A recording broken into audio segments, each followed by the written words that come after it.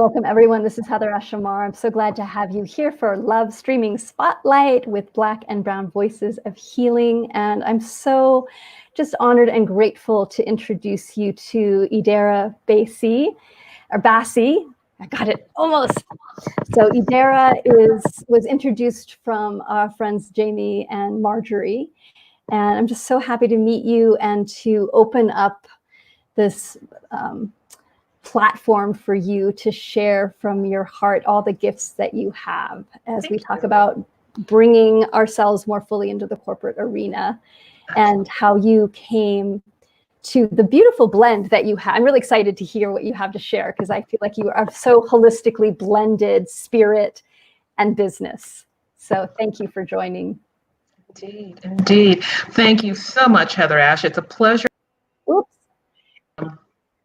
I'm just so grateful for the opportunity to share with your platform, with your followers. And oh boy, I'm just really grateful for the opportunity because there's just so much going on in the world. And this is a perfect time to dig a little deeper if indeed you weren't inclined to do so before. But I wanted to kind of give an overview of the backstory as to how I got an interest in this area of focus. I'll dig into a few building blocks as far as concepts to help you follow the discussion. I'll dig into also some of the benefits of of why it's a good idea for corporate leaders to engage in inner healing work. And I'll move into a little bit of a discussion on what's in it for you. And last but not least, we'll look into why this is an ideal time to be having this type of conversation. So again, we'll kick things off with a little bit of a backstory about how I kind of evolved into having an interest in this topic. As Heather Ash may have mentioned, or you may have seen in my bio, I am an attorney by training. But I've had a long-standing interest in metaphysics, spiritual concepts, intuitive arts, healing modalities. I just was blessed to have been brought up by two spiritual seekers. So these type of concepts were always swirling around in the home, and I myself took it upon myself to embark on formalized training and study in this regard in 1996. So I've been in this arena for a long time. So I was living in the Washington, D.C. area and definitely having a sense, this was the early 2000s, and definitely having a sense that something was afoot, that having changes in sleeping, eating habits, just this sense of foreboding per se. And I was working for a law firm not too far from the White House at the time. And on the outside, it seemed like everything was going well, but internally, I just felt like something was amiss. And there were a number of events that occurred as the life tends to happen in life. And I found myself vacating the Washington, D.C. area and hightailing across the country to California, San Diego specifically, to a city where I knew no one, because I knew intuitively that something was awry. And wouldn't you know, September 11th happened. So there you have it. And so ostensibly, I had the intention of continuing my legal work in the form that it had evolved into when I was in Washington, D.C. It soon became apparent that was not really a feasible route to take. So what I did was I pivoted and enrolled in a doctoral program in metaphysical counseling. Still in the back of my mind, having a sense of how is my corporate career and my interest in metaphysics, how was those two realms going to come together? Are they meant to come together? Just wanting to know kind of more of, getting more of an explanation in my mind as to how I was going to reconcile these areas. Because up until that point, I'd kept those areas, those parts of my life fairly separate. and pretty successfully for the most part. As you may kind of figure, the legal profession is a very conservative one. And for those of us who get used to eating 3 meals a day, the bills have to be paid. So sometimes you have to do what you have to do. But as I mentioned, I pivoted to that doctoral program, and I was in the position of really kind of grappling with what did I want to focus my thesis, research, and discussion on. And I ran across a quote by Cheryl Richardson that really just hit me like a ton of bricks. And that quote was, "The downfall of a corporation is a potent example of what happens when unhealed individuals hold leadership positions." And I was so floored by that. It just said so much to me. And additional context at that time, people may remember the Enron Corporation was unraveling at that time. And Ms. Richardson made this comment in the press in response to the egregious ethical lapses that occurred that led this $50 billion or so corporation to pretty much unravel into nothingness. Basically, 4,000 people lost their jobs, and it was just really a big mess. And so that, again, that quote really struck me, and it occurred to me that this could be at least the beginnings of a hint in my mind at how these two worlds that I inhabited may begin to come together, or at least the beginnings of some kind of synergy between the two. So that being said, I conducted my research, and interestingly enough, wouldn't you know, quite a bit of it came through as channeled material. And so some different concepts also came through along in that process that I wanted to share with you as far as building blocks that will assist in understanding this discussion of how this presentation is going to unfold. The first one being the idea of a corporation. Me coming from a legal background, I had known of a corporation as a legal entity, something that has a life per se within the legal system as an actor in the market, or an actor, the active participant in either doing or not doing things, as the case may be. But I was given a definition of a corporation that was quite different. And I was encouraged to look at this the concept of a corporation more as an energetic entity, a living, breathing organism per se, that is made up of the different auric fields of the individuals that come together, either consciously or unconsciously, for a unified objective, say, call it the corporate mission, if you will.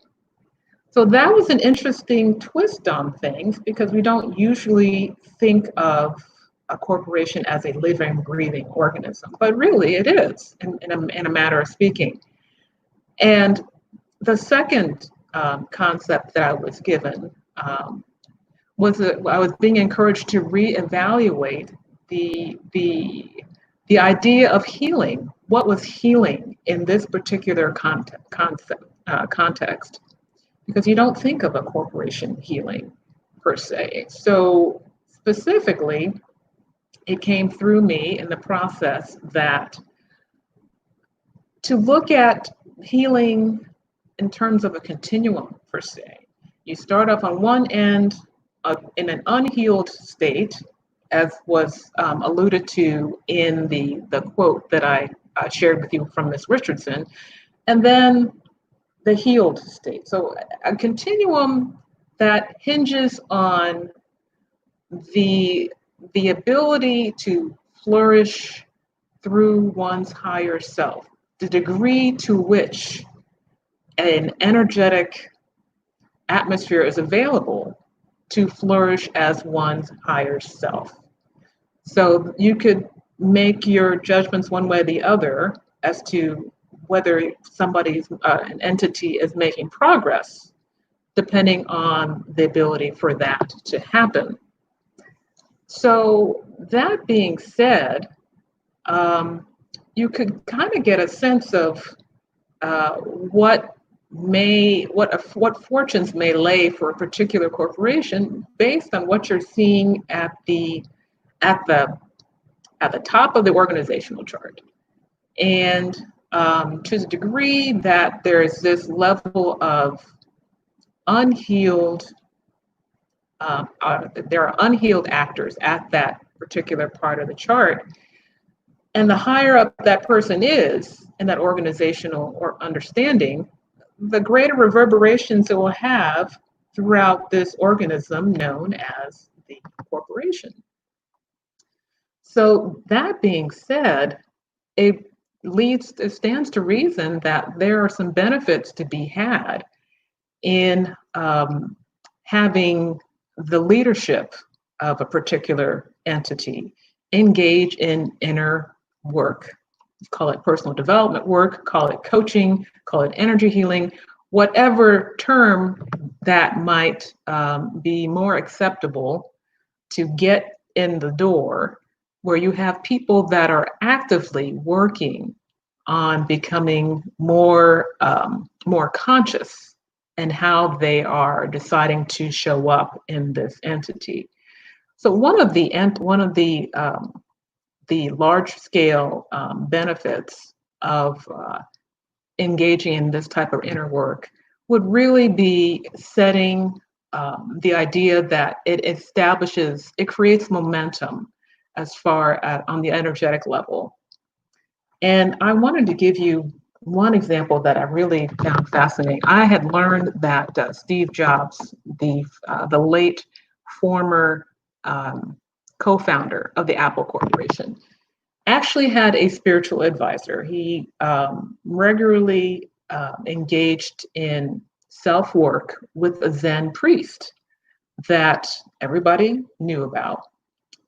And you just think of maybe the companies that you've worked for or the corporate settings that you may have had some kind of interaction with. And what would your experience in that environment have been, or how would it have shifted if you knew that ex-CEO had a spiritual advisor? It introduces a different energetic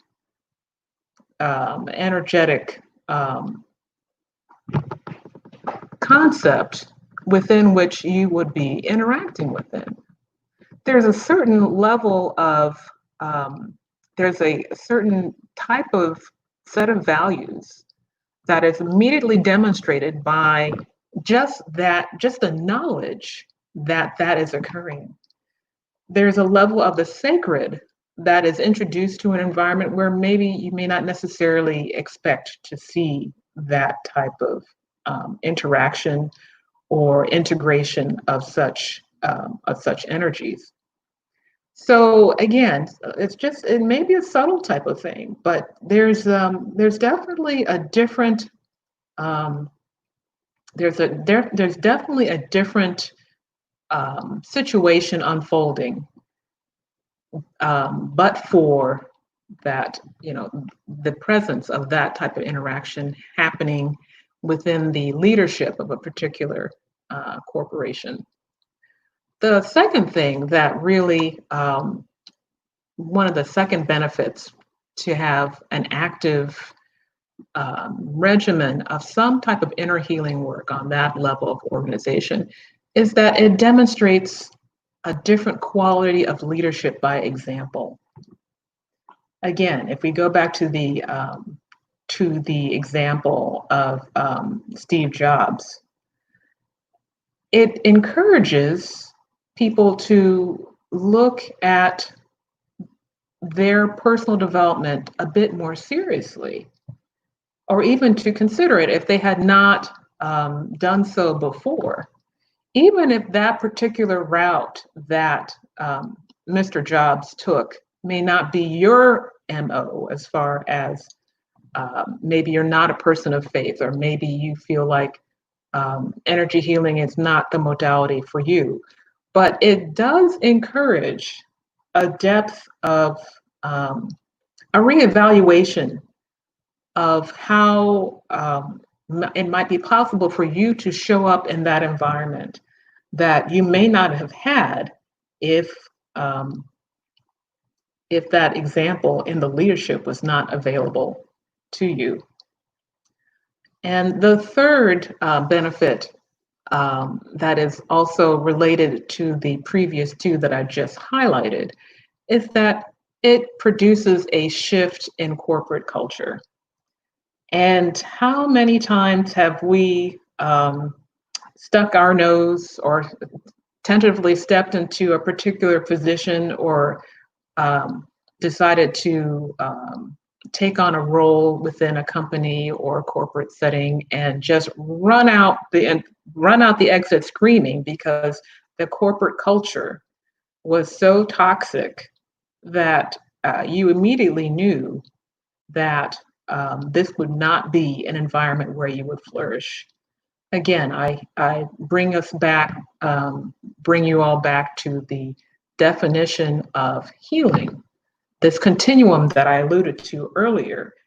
Your ability to act through your higher self, to display that, to display your highest and best self, the ability, the amenability for that to happen, it is very much dictated by the corporate culture that is established in an organization. And that just can't be ignored. So those are three very important benefits that kind of come into being when there is a priority placed on inner work in the leadership of corporate settings. So what is in it for you, to dig a little further here? If you are, first of all, what it does, it challenges the mythos that corporations are just inherently beyond help. It's very common to see in spiritual circles a demonization of corporate settings, a demonization of money, for lack of a better term. But that's not necessarily the case, and we shouldn't automatically discount the ability to be of love and light in that environment as well. I mean, I think what I have learned, and which has evolved over the years, that some people have churches. It has occurred to me that this may be a ministry of sorts for me, as far as my role in this type of under this umbrella, because it wasn't an accident that I had put in all that time and energy and study in acquiring a legal education. And then it wasn't also an accident that I happened to have been raised in a family where there was, where I did have the exposure to spiritual principles, metaphysics, healing modalities. So I incarnated in this individual package with these two arenas, and by golly, it could really be seen as a ministry of sorts, and being able to be a bridge between the two. And so that can be available to anyone who feels called to act in that capacity. And that flows from a desire to see some area of hope, and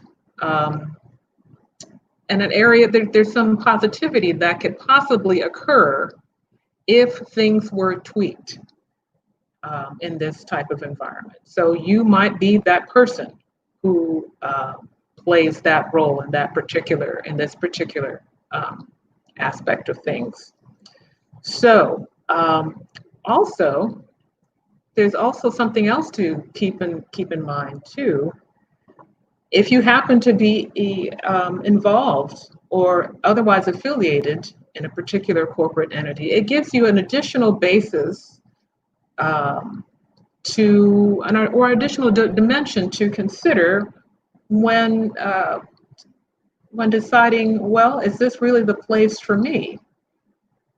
If you happen to be interviewing for a particular position, for example.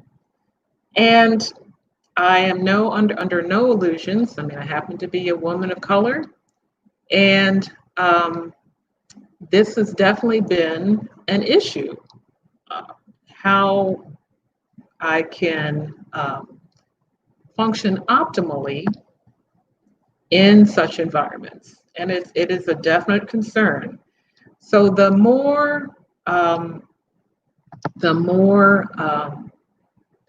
pistons are firing as far as your ability to assess things holistically, the better off you will be in making a decision as to whether you're going to be affiliated with this particular organization, or to evaluate the prospects for you to flourish, i.e. heal in this particular environment and thrive. So again, it never hurts to have more information. Everybody can look at the stats about the yearly revenues of a particular corporation, or the look at the organization chart and see XYZ and how much they make and that type of thing. But one of the things that we're really getting very clear about is that an objective assessment of a particular, when you're at a decision point, an objective assessment is no longer sufficient. You have to bring in the intangibles as well to make sure that you make decisions that are holistically aligned with all that you bring to the table. And then lastly, if you happen to occupy a leadership position in one of these organizations, you can use these concepts, or use this discussion as a basis for evaluating how effective you are being in your role that you have assumed. Because again, it's the energy from the top of the organization that affects the constituent parts in all their incarnations, as far as their ability to flourish and to meet the unified objectives that this corporation has incarnated to serve or to address. So definitely there, as a market participant, for example, if you live in an area where the corporation is serving, or you're an employee, you're a participant in bringing in achieving these objectives, or a leader, there's definite benefits as far as taking this type of discussion more seriously.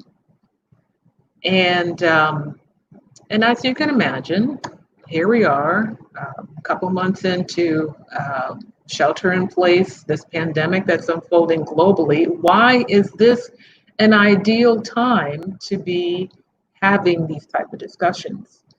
Well, as you may have witnessed or experienced yourself, everything is under being reevaluated at this time, and corporations are no exception. I'm sure yourself or people that you may know, at the turn of a dime, have been expected to pivot and shift gears at a lightning speed. So the type of leadership that is needed at this time needs to be nimble enough and holistic enough to pivot as the market requires. And your ability to have your wits about you when everything else is unraveling is highly dependent on your inner work, your inner resources that you have cultivated. And if you haven't, by golly, this will be a great time to start, as if you can imagine, because this is a new world. This is a new world, and the expectations that will be unfolding because of the way we will be handling this crisis time are just definitely worth giving some serious attention to. The status quo is inevitably altered, and it just nothing will go back to the way it was. I mean, people who dream about going back to normal, that's not an available option at this time. So again, if you want to be a leader for these times, it would behoove you to take this inner work very, very seriously. And that has really brought me to the work that I do with corporate professionals, executive coaching, and energy healing work. It's a very refined type of self-development work. And working with corporate professionals up until recently, and more recently with lawyers in particular, that these resources need to be developed because these times require a fortress of inner strength, innovative thinking, in addition to an ability to shift the status quo in a way that's sustainable. And how do you get to that place? It is not by operating strictly out of your ego, as you can imagine. So, yeah, I wanted to put out the broad picture of what this topic is all about. And as you can imagine, it is still unfolding. And I think as time goes on, there's more and more receptivity to these discussions, to the questions that they raise, and even in an industry or profession as conservative as the legal profession that I occupy or hang my hat. You've got bar associations that are talking about wellness issues, mindfulness, meditation, a number of different buzzwords are being thrown around, and nobody is running out of the room screaming. So that is, so people are evolving, and we need to evolve along with it. And one of my favorite quotes by Albert Einstein, the level of consciousness that created a challenge is not the same level of consciousness that's going to bring forth innovation in the solutions, new solutions. So to some extent, I realize I'm probably preaching to the choir, but I wanted to share a bit about how these two worlds that I've inhabited for quite a while are beginning to come together, the synergy that may not be naturally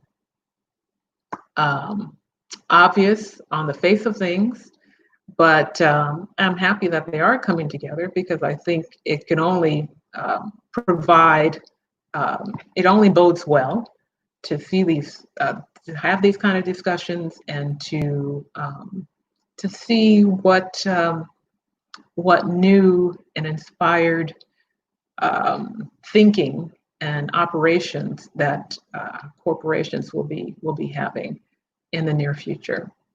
So, if anyone has any questions or some points that you wanted to bring up, be happy to entertain them. Excellent. Thank you, Dara. That's so beautiful. I have questions, so I'm going to wait and see. Yes. Who else has questions or thoughts? Sure. Yeah. So great shares. One thing that I just want to just highlight that you said so beautifully is that we're not going back to normal, whatever that was, right? Absolutely. And that we do have this opportunity now to revision everything. Absolutely. And what an incredible gift that is. And I know, I've talked to so many people who are feeling overwhelmed and like, how do we do this? But if we can keep coming back to, wow, we get to recreate something that has not really been serving any of us. Absolutely. No. Indeed. Yeah. Indeed. This is a very unique point in time that almost all of us have not experienced in our lifetimes. So if we can temper our discomfort with taking baby steps and envisioning what this new world can be, why not, put it all under reconsideration? Might as well. Yeah. Might as well. And what I mentioned before, that there are a lot of people in spiritual circles who automatically assume that corporations are bad things, and by golly, they're market participants just like we integrate in the market. But they can be tweaked, they can be adjusted. We don't have to toss out the whole concept out the window. And to the degree that we are amenable, I think that what's interesting about millennials that are working in different ways than our parents did, that in and of itself, there are different expectations that they're coming in the door with. So by definition, we are being forced to interact in new ways. They're bringing up new questions that may seem as if, oh, that guy doesn't want to pay his dues. It's like, well, he doesn't want to live in the office. Is that a problem? Imagine that he wants to see his family. Oh my goodness. Yeah, exactly.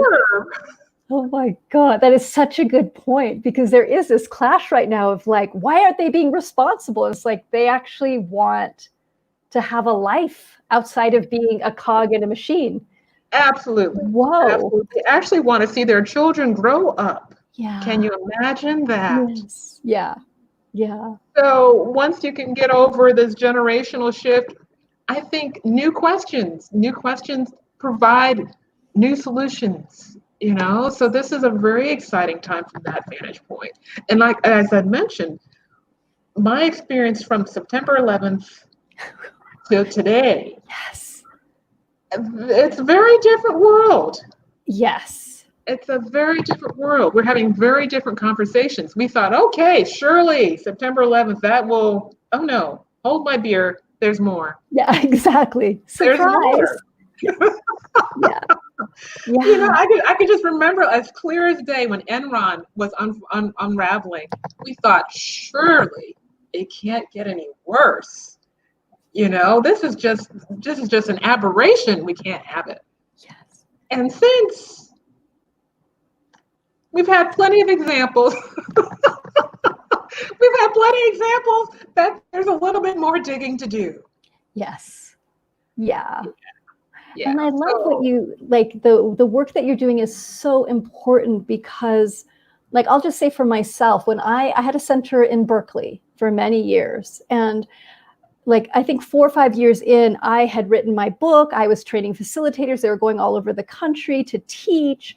Like, all of these dreams had come true. And I realized I was miserable.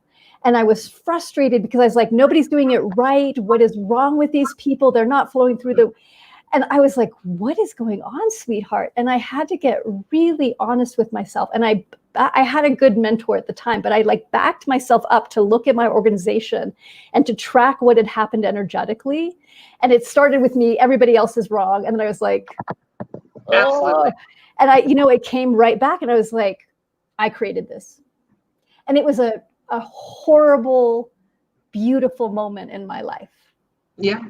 Well, I think, again, I mentioned that to a certain extent, this audience, I'm probably preaching to the choir, it's a little bit of a more difficult sell for people outside of this environment or this context. I bet.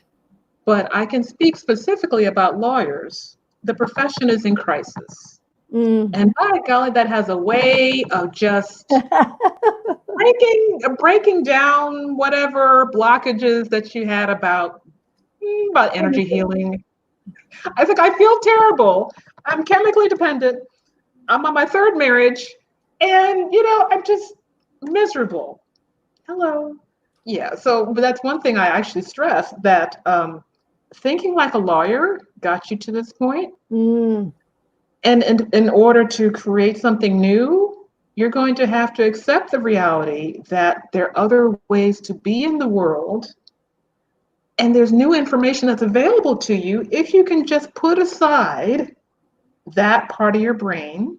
I'm not telling you to throw your critical thinking skills out the window. I mean, I would be the last person to tell you that. But to bring some intuitive wisdom perhaps alongside it, so you can create a holistic approach of dealing with what's on your plate, so you can see the full picture rather than just operating strictly out of your intellect. And that's definitely, I mean, it's hard for people to understand because society has rewarded you for being in a certain way in the world for so long. But if you're miserable, guess what? Who cares? I know. You're gonna have to look behind door number 2. Yeah. Because door number 1 is not working for you. Yeah. Kind of thing. So that's the interesting part about it. Yeah. And I feel like you have so much compassion and so much love of like, hey, look. And I think it's just so beautiful, because that's really what creates a change, is when someone is struggling and hurting, and that the person that comes in says, I know, let's look at this together. Yeah. Let's look at this together. The only thing that gets me is just that it takes a crisis. Yeah, unfortunately. I mean, I don't want people to wait until they're falling apart at 50. Yeah. But for many people, I mean, that might be their path. But my thing was to cultivate these resources before you need them. Yes. So when you're in this time of crisis, as we are now, you've got them at the ready. So, and an interesting, again, I know that this is a platform for Black and Brown voices, but I have to say, incarnating in this skin forced me out of complacency very early on. Right. I have to say. And Eckhart Tolle is one of my favorite spiritual teachers. He said, something about being an outsider forces you out of complacency by default. Right. I mean, when you enter environments, for example, many corporate environments, where there isn't necessarily a yellow brick road kind of paved out there for you. I'm sorry, there's a gnat in front of my wants to be part of the discussion. And so you have to decide very early on, it's like, that doesn't look like, those people don't look like me, or they don't necessarily stand for what I believe in. So by definition, you're forced to really think about, well, what do I stand for if that path is not mine? And the resources that are created or cultivated alongside of, how do I stand in my truth when I'm here by myself, the only Black female, for miles around? And that might be a case for your audience here. There might be people that might have a spiritual sensibility and find themselves in these corporate environments and say, what they're asking me to do may not be all that ethical. So if I don't stand for that, what do I stand for, and what aligned steps can I take to make sure that every time I go to work, my heart isn't broken? Type thing. Yeah, that's huge. So it's like taking these lessons of being the only one or feeling like the only one, and deciding how you're going to operationalize your highest and best values, within the environment that you find yourself in? Or if it's not going to work, how do you get the strength to walk away and create something different? Yes. You know, so those are, and I think a lot of people who are, you know, have had this time to sit at home and really think about work. Mm-hmm. You know, it's like, okay, I kind of like not having a 3-hour commute. What does that say about my values? Oh, I'm spending more time with my children. Oh, what does that say about this configuration of work that I've been trying to shoehorn myself in unsuccessfully for so long? You know? Oh, I don't have migraine headaches anymore. Ooh, see that? I wonder if it's connected. And I don't mean to be, I don't mean to be facetious, but I think the pace at which so many of us have been running for so long really prevented any level of substantive, deep thinking. And I feel like it's almost by design, because if you get people to think about the craziness that they're enduring, right, they'll be just like, I don't think that this is really working. Yeah. Now that I thought about it, yeah, I think it's so true. And Jenna asks a question. Do you see the feminine energy empowerment as a leader in this revisioning? Oh, that's very interesting. What immediately comes to mind is that when I think about, I saw a meme on Facebook the other day. They had like the top 7 countries that have dealt successfully with this coronavirus. And by golly, every leader of those countries is a woman. What do you know? Yeah. You know, so it's like, okay. I'll just leave that right there. There are some best practices that our other leaders, our global leaders, should they be inclined to put their ego aside, it would behoove them to take a look and see what they're doing. And I really feel like the future is female. You know, it's just like we've given the guys a lot of time to kind of figure it out. And we seem to be spiraling further and further down into evolution. I don't know, but yes, I would definitely think there's a feminine energy that once operationalized in these environments will be very, very powerful and critical in revisioning how corporations operate. No doubt. Yeah. Clearly. Yeah. And I think there's a beautiful combo right now happening. So I'm talking to 2 different people of some people, women especially, that have been telling me that they're starting to talk about their spiritual practice. They're starting to talk about what nurtures them. They're starting to talk about their wackiness, and how they're opening up is suddenly all these people are coming towards them of like, tell us how you do it. Tell us more about what you're learning. And it's permeating their organizations, because then the leaders are noticing like, well, what are you doing that everybody loves you? And that Absolutely. Is, and I love that. And then there's other women that I'm talking to that realize, like, they've really stopped and looked around and they're like, this ain't working. Yeah. They're not listening. I'm bringing my heart and soul into this organization, and the structure doesn't have space for me. Sure. And they're stepping out to become consultants. Indeed. Indeed. Absolutely. Absolutely. It's just like, okay, well, you're hitting your head against the door or the wall long enough. And then you say, self, is this the best use of my time, energy, talents, gifts? If the answer is no, I would hope you would have the strength to start again, or create something that's more in alignment with who you are, what you bring to the table, because we need a broader set of options at this juncture. Yeah. And when corporations are finding out that, oh my goodness, my whole workforce is working from home and we're still functioning. Woo! What do you know? And it's working. Yes. Mm-hmm. Yeah, what do you know? People are getting reacquainted with their family members. Woo, what a concept. Yeah, it is So, quite a time. yeah, so it's going to be interesting. Mhm. It's going to be very, very interesting. So again, these are some very consequential, interesting times For sure. for For sure. sure. Yeah. And, I always remind people, like, we've been praying for a revolution and for change.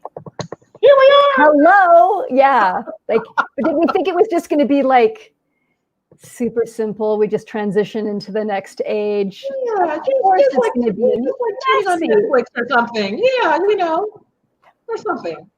Yeah. Oh, absolutely. Here we are.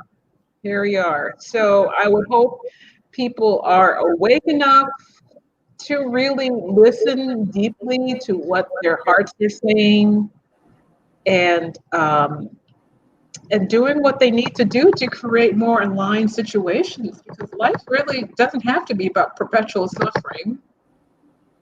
It's just like, I prefer not to go down that road. I mean, I know there are lessons that we need to learn in life and things like that, but does it have to be perpetual misery? No. And again, I tell people, I know we all need to make a living. I mean, we get used to 3 meals a day. I understand. I would be the last person to skip a meal. But does it have to be at the expense of your very spirit? I've decided for myself it does not. So that's kind of how I show up. I'm so grateful for the way that you show up and the bridge that you are crafting of what appears to be two very separate worlds, but they're not. And so it makes my heart so happy knowing that you're in the world. I just see you as this that's not the right word, but this regal godmother, fairy godmother that's like, all right, Yes. you're going to change things. Are you ready? I know you're ready because you've called me. So here we go.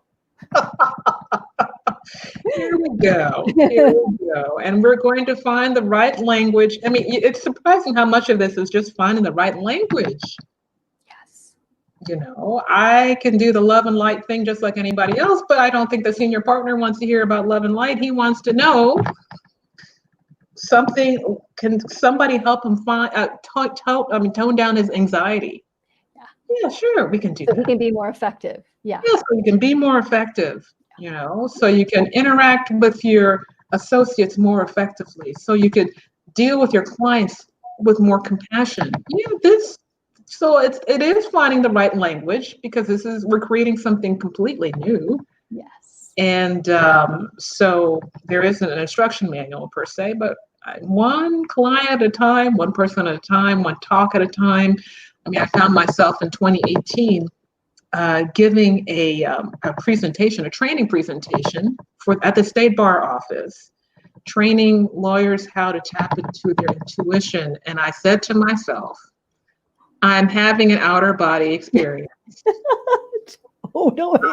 Indeed. I am sitting here helping this gentleman figure out how to do psychometry exercise. And I'm just like, oh my goodness, really? Wow. And and nobody's running out of the room. Right. Not that I could see anyway. But the idea is, I was trying to impress upon them. It's like, look, if you could tap into your intuition, that client from hell that looks so good on paper, you may have avoided that train wreck. Right. And that people can understand. So again, it's like you said, the bridge is still developing, the language is still coming together, the modalities and how to couch them in such a way, it's still under construction, but at least, something's happening. For sure. Thank you so much for the incredible work that you're doing in the world. And you have a book that I want to plug as well. That is Reflections of a Mystical Sistah. Indeed. So that is available. So if you want to get more yumminess on Idara, you can check out that book. Yeah. And what's your website, sweetheart? I know you're in the middle of transitioning, right? Yes, my website is IEB LegalWellness, all one word, .com. Just, Perfect. yeah, so you can find me there. And my book, Reflections of Mystical Sistah, is available on all online retailers, Amazon and its progeny. So where I detail my journey from becoming a corporate attorney to a spiritual seeker. So that I think may provide some wisdom as far as learning how to listen to your heart. And so that's my baby. So Good. Just yeah. writing your name back in as well. So Well, Idara E. Bassey. So there you go, everyone. So there is her website, book title. Thank you so much for joining us today and for sharing your wisdom and your heart and your oh, my pleasure. I really enjoyed fairy myself. goddessness. I'm just so grateful for the opportunity. Thank you again. You're welcome. Thank Namaste. you, sweetheart. Thanks, everyone, for joining us. Bye-bye. End broadcast. All right. Oh boy, I'm telling you. Woo, good job.